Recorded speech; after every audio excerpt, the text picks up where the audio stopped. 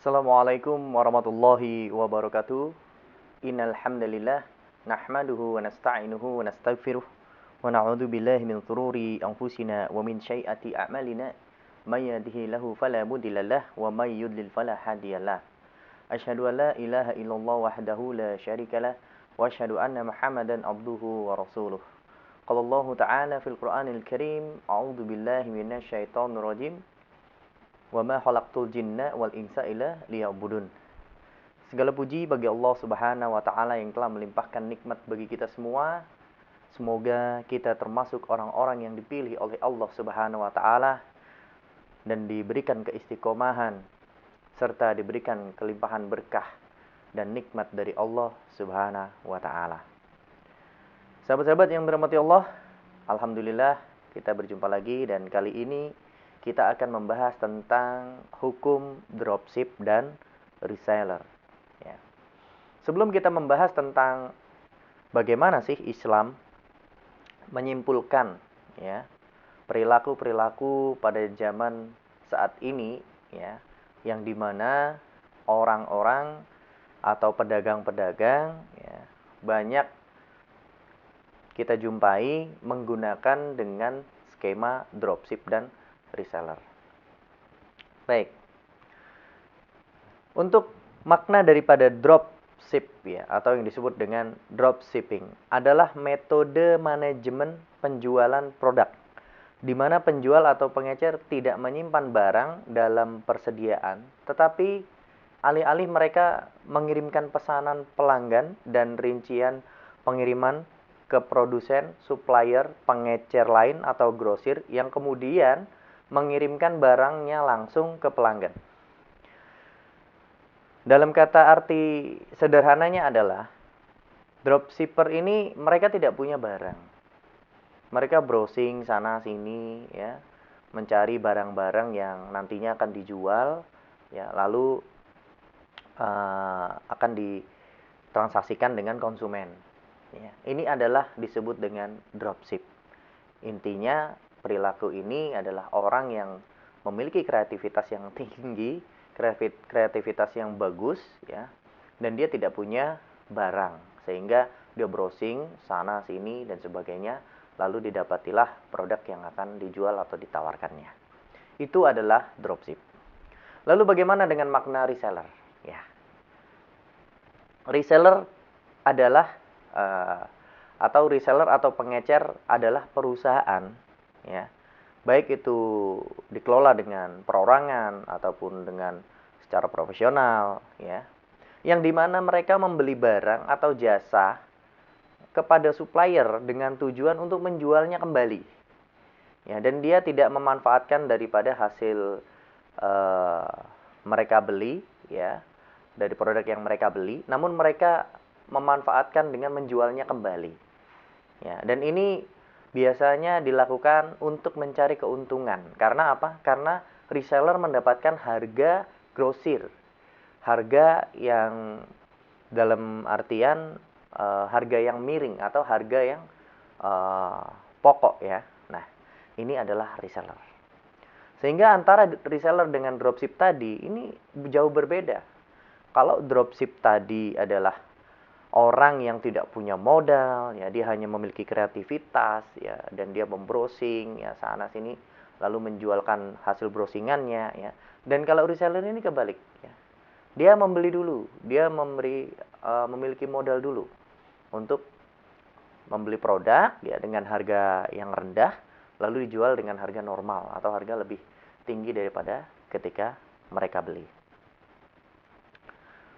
Nah, jadi ilustrasinya adalah ketika kita memiliki atau membuka online shop ya, dalam hal ini kita tidak membeli barang baik dari pihak grosir maupun dari pihak produsen ya. Kita lebih berminat mengiklankan gambar produk-produknya semata, dan jika kita menemukan seseorang yang memiliki keinginan untuk membeli barang tersebut ya, kita akan menjualnya kepadanya dengan harga eceran. Kemudian kita membayar pada pedagang grosir tersebut dengan harga grosir. Nah, keuntungan yang diperoleh adalah dari selisih antara harga ecer dan harga grosir tadi. Jadi, kita menjual apa yang tidak kita miliki di tangan kita dan membuat keuntungan dari apa yang belum menjadi milik kita. Ini adalah ilustrasi di mana seringkali pedagang-pedagang online shop ya melakukan hal demikian. Ya. Nah, maka ini disebut dengan dropshipper. Nah, kalau jual beli seperti ini, hukumnya dalam syariat Islam haram. Ya. Karena apa? Karena si pedagang menjual sesuatu yang barangnya tidak ada padanya. Ya, dan menjual sesuatu yang belum menjadi miliknya. Ya, sebagaimana Rasulullah Shallallahu Alaihi Wasallam bersabda, la tabi'ma laisa indaka. Jangan menjual sesuatu yang tidak ada padamu, atau jangan menjual barang yang belum dimiliki. Ya.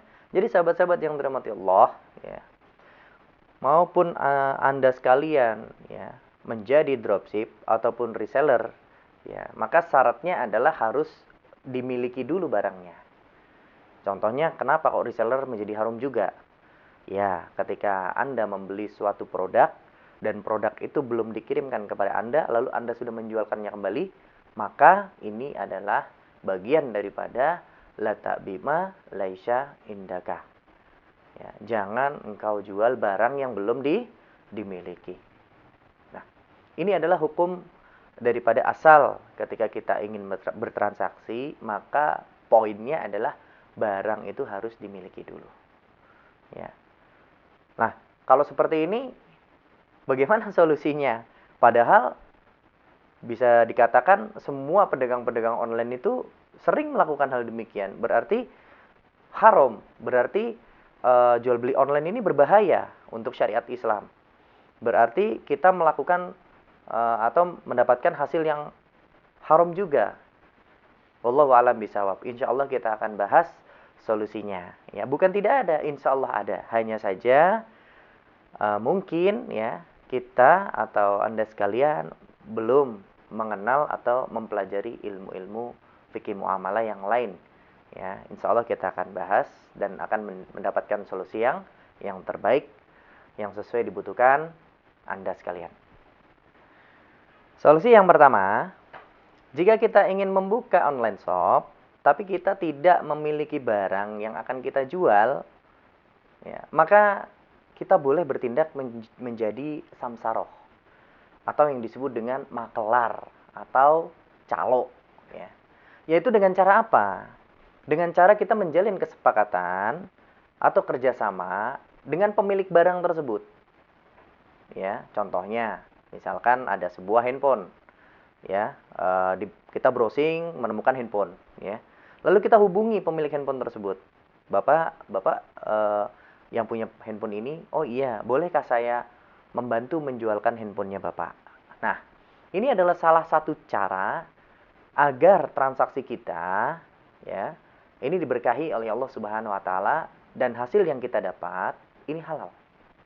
Ya, karena solusi yang pertama ini cukup dengan kita meminta izin atau kita bersepakat kepada pemilik barang, insya Allah hadis la tabi'man laisya indaka ini gugur. Karena apa? Karena barang ya yang dijual ini memang bukan milik kita, tapi kita sudah mendapatkan izin.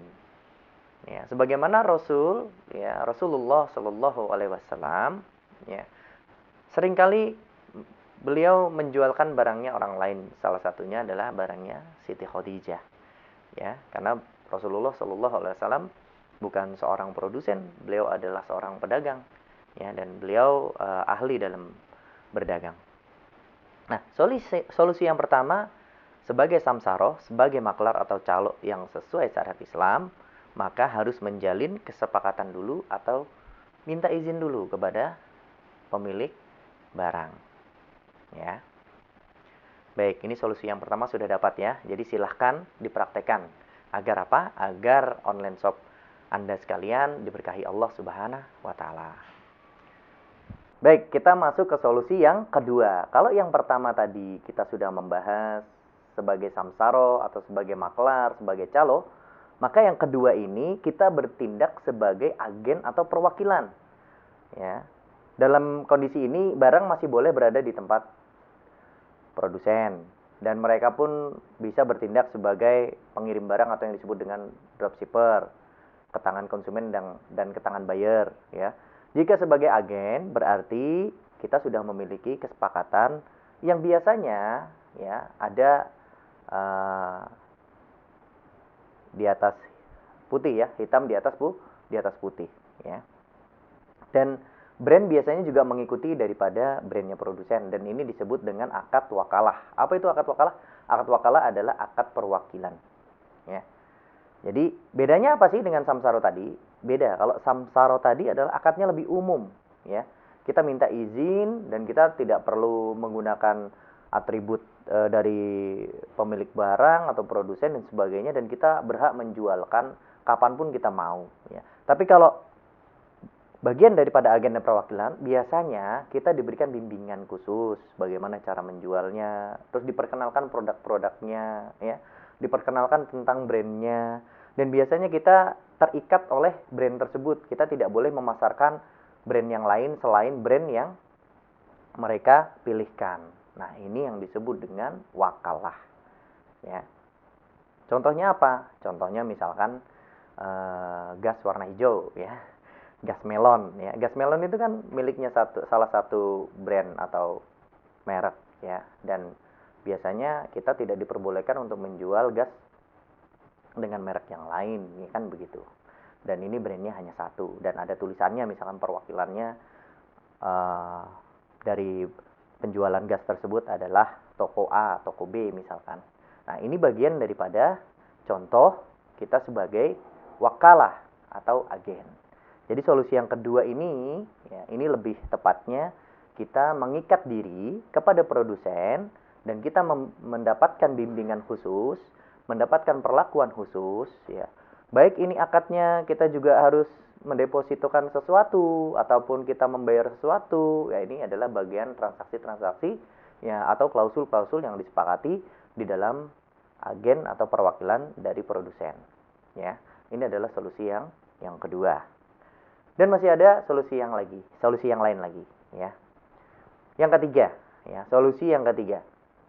Ini masih semisal dengan maklar, ya. Solusi yang ketiga ini kembali lagi masih semisal dengan maklar, ya. Namun kalau yang pertama tadi, ini ditinjau dari pihak produsen, ya. Kita meminta izin kepada produsen atau kepada pemilik barang untuk menjualkan produknya. Namun kalau solusi yang ketiga ini kita meninjaunya dari sisi konsumen, yaitu dengan cara kita mengadakan kesepakatan dengan calon konsumen untuk mencarikan barang yang dia butuhkan. Jadi intinya kita menjual jasa, kita mengadakan barang, dan kita boleh mensyaratkan imbalan atau nominal tertentu yang telah disepakati. Contohnya jasa atau disebut dengan just tip, jasa titip ya. Contoh misalkan saya sedang ada di luar kota atau tepatnya misalkan di Yogyakarta. Nah, di Yogyakarta ini ada salah satu makanan kuliner yang terkenal ya, namanya bakpia. Teman saya nitip ya, Pak, saya titip bakpia ya, rasanya ini misalkan. Nah, mereka menitipkan uang juga dan saya meminta imbalan atau jasa. Nah, ini yang disebut dengan akad ju'alah. Apa itu akad ju'alah? Akad jasa atau kita akad jastip ya, jasa titip ya. Dan jasa titip yang disyariatkan oleh Allah Subhanahu wa taala, disyariatkan dari agama kita, maka kita harus benar-benar menerima ya modalnya dulu. Jangan sampai kita modali ya. Kalau kita modali, contoh misalkan saya titip bakpia, lalu saya membelinya dulu ya. Setelah itu saya berikan kepada konsumen plus jasanya. Ini tidak boleh. Karena apa? Karena ini bukan jasa titip, tapi ini adalah hutang piutang plus jasa. Jadi saya menghutangkan dulu, lalu membayarkannya, lalu memberikannya ke konsumen dengan jasa. Ini tidak boleh karena Rasulullah Shallallahu Alaihi Wasallam mengatakan bai'ataini fi bai'ah. Tidak diperbolehkan dua akad di dalam satu transaksi atau di dalam satu jual beli. Nah, ini termasuk dua akad. Satu akad hutang piutang, satu akadnya jasa atau jual beli jasa. Ini tidak diperbolehkan. Dan Rasulullah pun juga mengatakan kita tidak memperbolehkan, ya, tidak diperbolehkan untuk melakukan akad transaksi hutang piutang disertai dengan jual beli. Nah, ini yang tidak diperbolehkan. Maka dari itu jasa titip ya, atau just tip yang beredar, ya, bisa kita lihat dari cirinya, ya. Kalau kita menerima modalnya dari konsumen langsung, contoh misalkan saya sudah ada di Jogja, bagaimana caranya untuk saya mendapatkan modal? Bisa ditransfer. Baik, uangnya saya transfer. Misalkan harga bakpianya 50.000. Baik, saya terima dulu 50.000. Jadi, uang untuk membelanjakan produk tersebut itu uangnya konsumen. Namanya juga kan kita jasa, kan? Berarti kita tidak punya modal, harusnya kita tidak mengeluarkan modal, ya. Ini solusi yang ketiga. Dan solusi yang terakhir insya Allah kita akan bahas. Solusi yang keempat. Solusi yang keempat adalah menjual barang sendiri, mengatasnamakan online store sendiri, menggunakan brand sendiri, ya. Bukan atas nama produsen, tetapi ada syaratnya nih, ya. Contoh misalkan kita membeli barang, ya, dari produsen, dari supplier untuk ke toko kita. Kita sudah memiliki toko, sudah memiliki website tertentu.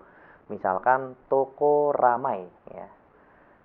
Mudah-mudahan toko Anda selalu ramai, selalu diberkahi Allah Subhanahu wa taala. Nah, saya punya toko ramai yang tercantum di dalam website. Di website tersebut saya menjual banyak sekali produk-produk, ya, itu dari produk makanan, lalu produk elektronik, ya, sampai produk spare part misalkan, ya.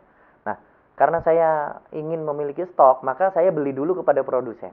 Nah, biasanya ketika kita beli, kita transfer dulu kepada produsen, lalu barang itu dikirim. Ya. Nah, barang ini dikirim, ya, itu wajib ke tangan kita dulu, ya, baru kita menjualkannya. Jadi tidak diperbolehkan barang sedang dikirim, ya, lalu kita sudah memasarkan di website kita dan kita memperjualbelikannya kepada konsumen. Ini tidak boleh, ya. Karena apa? Karena dalam akad jual beli itu maknanya di dalam syariat Islam mubadalah mali ya mali, tamlik wa tamlik. Perpindahan atas barang dari tangan satu ke tangan yang lainnya atas kepenguasaan dan kepemilikan. Mungkin bisa jadi secara milik sudah milik saya karena saya telah membayar, berarti barang tersebut yang dikirim dari produsen ke saya ini adalah barang yang sudah saya miliki. Namun kepenguasaannya belum karena saya belum menerima barang yang saya beli. Dan ini tidak diperbolehkan. Jadi sahabat-sahabat yang dirahmati Allah, jika Anda saat ini, ya, sedang menjalankan skema reseller, maka hati-hati. Jangan sampai kita menjual barang yang belum kita miliki atau kita kuasai. Ini tidak diperbolehkan di dalam syariat Islam. Begitu, ya. Baik sahabat-sahabat yang dirahmati Allah, inilah hukum dropship dan reseller, ya. Dan juga sudah dibahas tentang solusi-solusinya, dan mudah-mudahan Allah mudahkan kita untuk berikhtiar untuk mencari rezeki di jalan Allah Subhanahu wa taala, dan kita selalu meminta ampunan kepada Allah Subhanahu wa taala atas dosa-dosa kita, ya, dan kita minta kepada Allah Subhanahu wa taala agar keluarga kita, ya, keturunan kita itu kelak masuk surga. Barakallahu fikum. Kita akhiri dengan wassalamualaikum warahmatullahi wabarakatuh.